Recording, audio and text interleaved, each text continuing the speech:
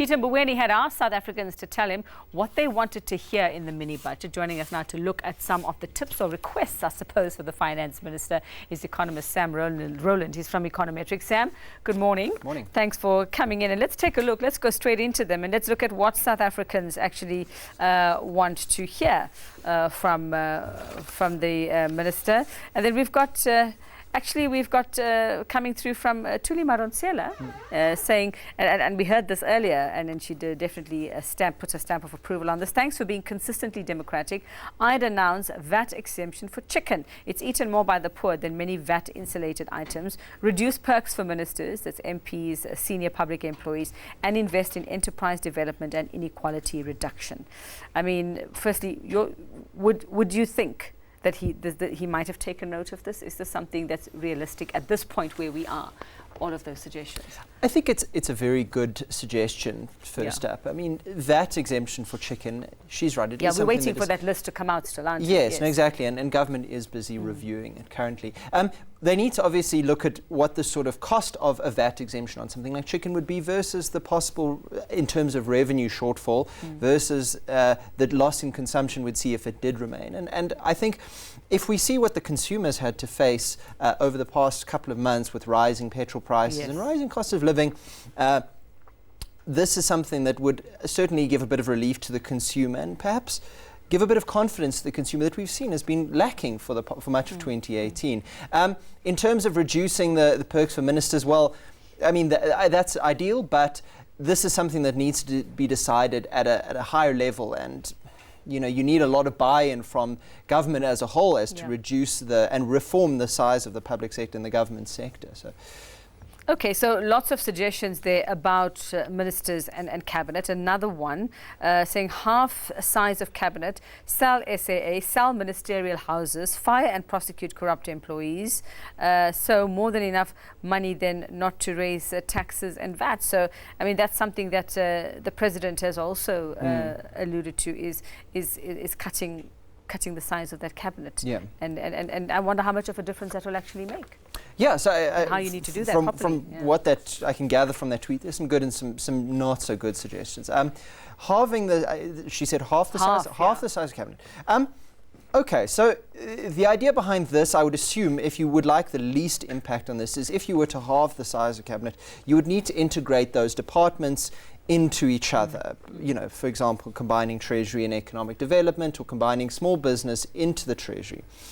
That maybe is probably the best idea if you were to do something like that. The problem is, if we're halving cabinet, let's just assume we scratch one department off the government payroll completely.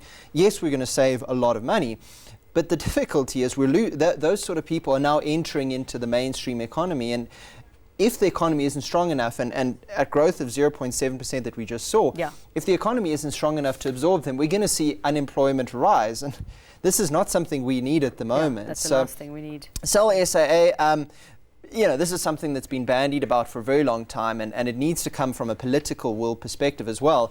But if we can just reduce the government guarantees on our state-owned enterprises, and this is something that government is very concerned about, is if these government guarantees come due for whatever reason, government is going to be seriously out of pocket. And I saw a figure mentioning around 50% of GDP to pay out all the government guarantees. So selling SA just to reduce the reliance on the fiscus is a very good idea. And this is something that, depending on the amount of political will hopefully happen to a degree. The last thing you mentioned was, what was the last part of the tweet? Well, there was about selling ministerial houses, I don't know, and then there was firing and prosecuting corrupt employees. So firing and prosecuting corrupt, this is probably the quickest win we can achieve, is really tightening on controls, cutting down wasteful expenditure, because by doing that, paying people who are suspended and sitting at home. Exactly. So we cut the amount of money for wasteful expenditure, fruitless expenditure, at least by half, and that will immediately improve our fiscal health in terms of revenue has come out slightly more positive than expected. If expenditure comes out lower than expected, well, we improve our health of our government finances. Okay, and then Sam, just a very interesting one to wrap up. Establish tax-free zones or low-tax hubs in the cities, struggling for growth and experiencing a talent drain. In general, decentralize elements of the tax code so that smaller cities and provinces can compete, incentivize and attract economic activity. That's quite interesting. It is interesting, and from what I gather from that, what they're suggesting is you take money that would normally go to the national budget and move it around to directly into the hands of provincial budgets. This does occur to a degree that it first goes into the national revenue pool and then it gets divided according to a certain formula.